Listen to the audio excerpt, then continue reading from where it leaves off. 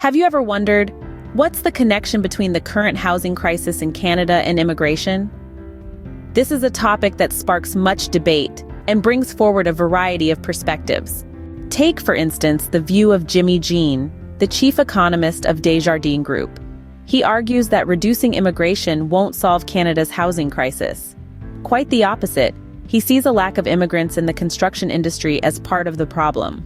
Jean cautions against going too far in the opposite direction and reminds us of the historical consensus on the benefits of immigration in Canada. On the other hand, Bank of Canada's Deputy Governor Toni Gravelle acknowledges that immigration has put pressure on the housing market.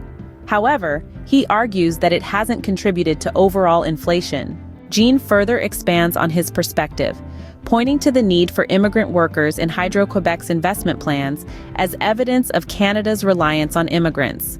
With Canada setting its immigration targets at 500,000 for 2025 and 2026, it's clear that immigrants play a crucial role in supporting sustainable growth in housing, infrastructure planning, and population growth.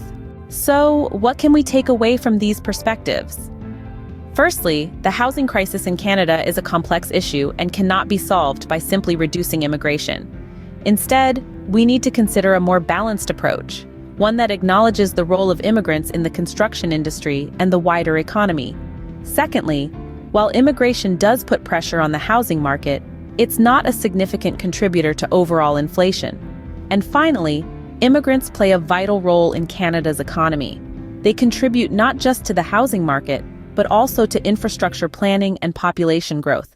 In conclusion, the relationship between the housing crisis and immigration is not as straightforward as it might seem. It's a multifaceted issue that requires a comprehensive understanding and approach, taking into account the wider economic implications and the potential benefits of immigration.